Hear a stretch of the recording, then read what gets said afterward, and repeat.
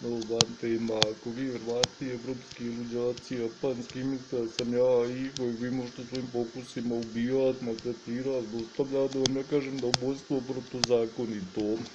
Jer ste toj hundi Plenkovićevih istraživača, japanskih, kineskih i evropskih, da je ubojstvo protuzakonito. Da ne možete u nijednom pokusu kršiti ljudska prava, ubijat ljude.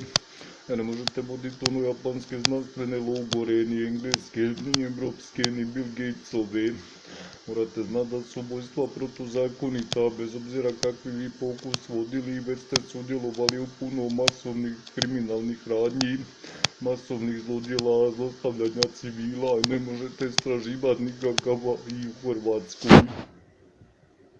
Ne možete otkrivati svaki dan ubojstva koja su činili vojska i policija i vojna hunta, a istraživati nešto.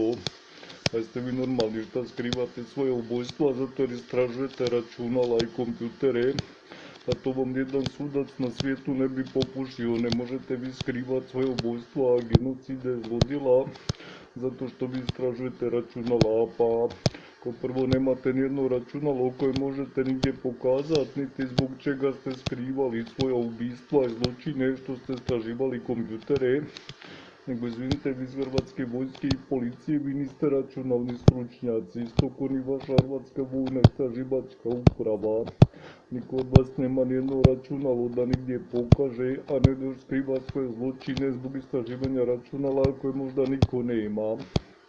Nego mogu vam reći da ste vi jako prozirni, svi se pokušavate izvući od svojih zločina i ubojstava glumeći da istražujete računala, a nemate nijedno računalo koje možete pokazati. Ja bih mislio da je to računalo veliko oko cijeli jedan blok zgrada u Zagrebu.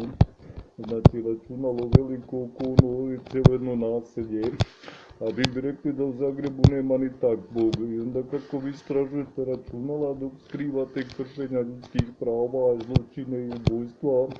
To mi uopće nije jasno, ove vaše glupače iz Austrije i Hrvatski.